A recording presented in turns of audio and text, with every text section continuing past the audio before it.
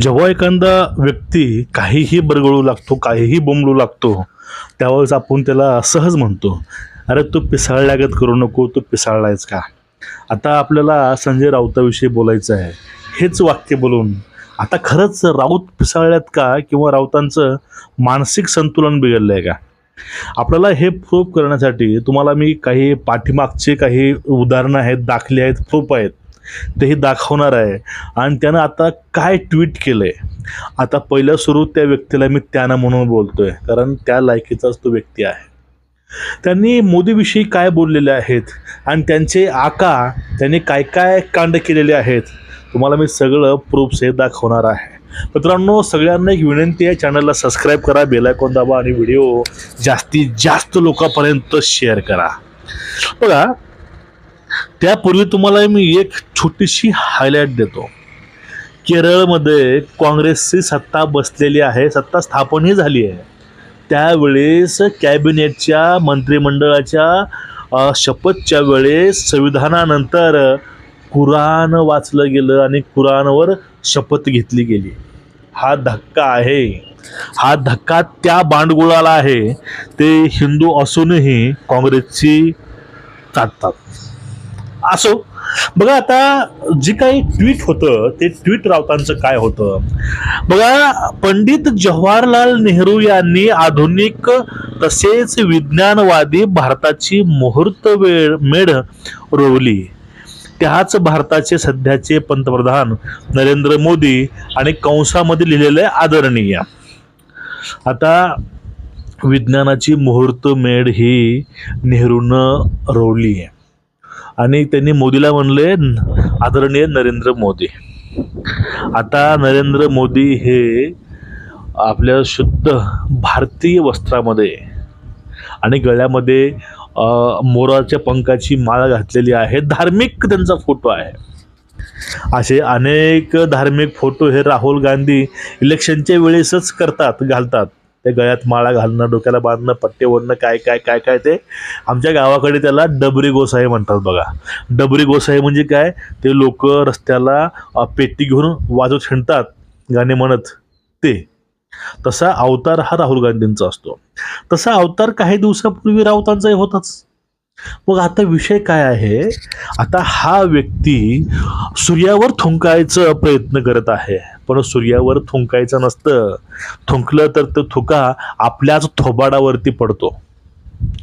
ज्याप्रमाणे केरळमध्ये कुराणावर हात ठेवून शपथ लोकांनी घेतल्या कॅबिनेटमध्ये, अशीच अवस्था या लोकांना आपल्या महाराष्ट्रामध्ये मित्रांनो आणायची आहे. आता तुम्हाला मी त्या काही फोटो दाखवणार आहे.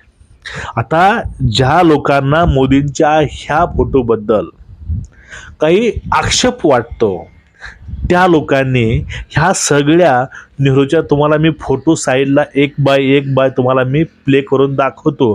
तुम्ही साईडला पूर्णपणे फोटो बघून घ्या. त्यांचा हात चाललाय कुठं, ते खाजवतात कुठं, ते कुणाचं सिगरेट पेटवतात, काय काय काय भरपूर फोटो लावायचा प्रयत्न केलेला आहे. तुम्ही पूर्ण फोटो बघून घ्या.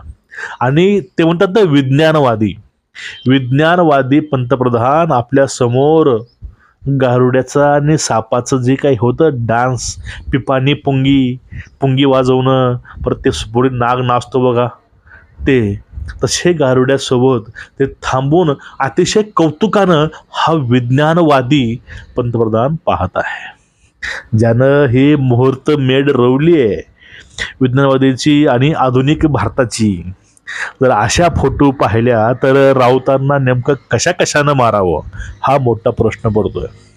कारण काय, अहो, जो व्यक्ती आमच्या माननीय आदरणीय पंतप्रधानाचं भान तो ठेवू शकत नाही, त्या व्यक्तीविषयी आपण अजून किती आदरानं बोलायचं. अहो, चाटायची म्हणजे त्या लोकांची किती चाटायची हो. अजून आयुष्यामध्ये बाळासाहेब ठाकरेंनी ह्या 50 वर्ष घालून हा पक्ष निर्माण केला, पक्ष यापर्यंत आणून ठेवला. हा पक्ष खरंच राऊतांमुळे संपलेला आहे. आज सांगायला काहीही असं संकोच वाटत नाही की राऊतांमुळं शिवसेना उद्धव ठाकरेंची संपलेली आहे, संपल्यात जमा आहे. तुमचं काय मत आहे? कारण बघा, जो मूळ विचार होता हिंदुत्वाचा, अहो तो विचार उरलाय कुठं? जो व्यक्ती, तो पंतप्रधान, गळ्यामध्ये मोरपंखाची माळ आहे, कपाळाला टिळा आहे, त्यावरती हे हसतात. म्हणजे जो गळ्यामध्ये हार घालतो, डोक्याला काहीतरी इबीत म्हणा किंवा गंध किंवा टिका लावतो, तो म्हणजे गावंढळ आहे, तो विज्ञानवादी नाही. तो काय काय काय काय यांना काय काय वाटते काय माहीत.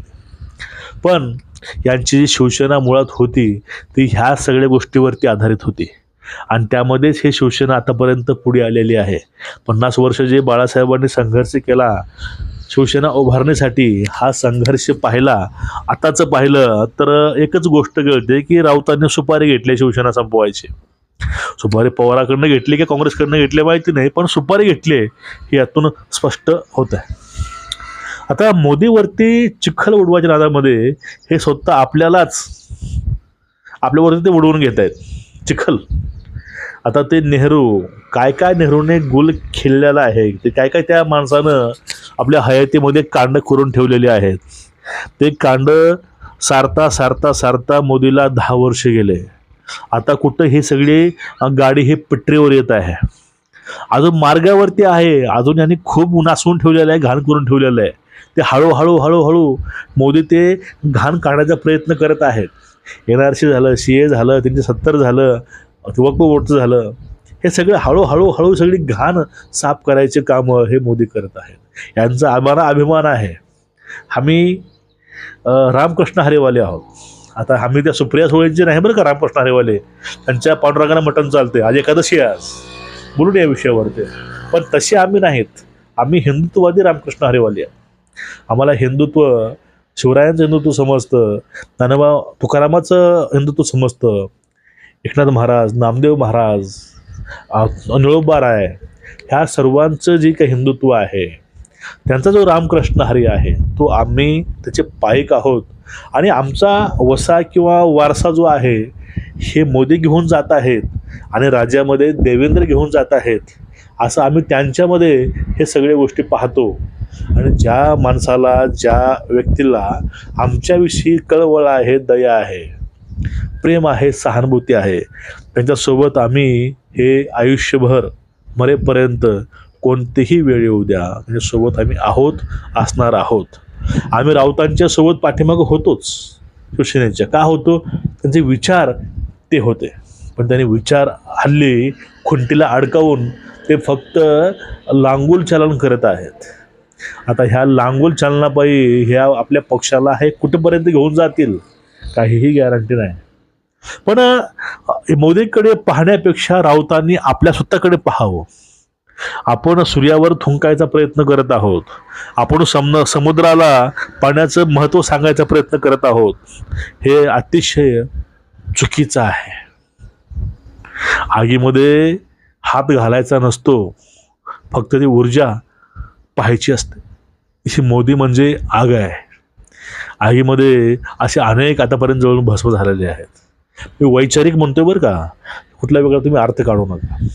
आता हे राऊतांची जी फडफड चालू आहे, म्हणजे हे राऊत आता 100% डिप्रेशनमध्ये आहेत, नैराश्यमध्ये आहेत. यांच्या पुढे कुठला पर्याय नाही. आता फक्त एकच पर्याय आहे बघा. एकनाथ शिंदे साहेब पाठीमाग म्हणायचे, आम्हाला कुणाची रेष मोडून मोठी आम्हाला रेष ओढायची नाही, आम्हाला आमची रेष हे मोठी करायची आहे, कुणाची रेष न मोडता. तुम्ही कुणाचा अपमान न करता मोठे व्हा ना, पण कुणावर टीका करून मोठे होण्यामध्ये तुमचाच प्रतिमा मलिन होत आहे. म्हणून मी वाक्य दिलं की संजय राऊतांना वेळ लागले का, ते पिसाळलेत का? कारण हल्ली ते काहीही बोलतात. तुमचं मत काय नक्कीच व्यक्त व्हा. व्हिडिओ शेअर करा. रामकृष्ण हरी.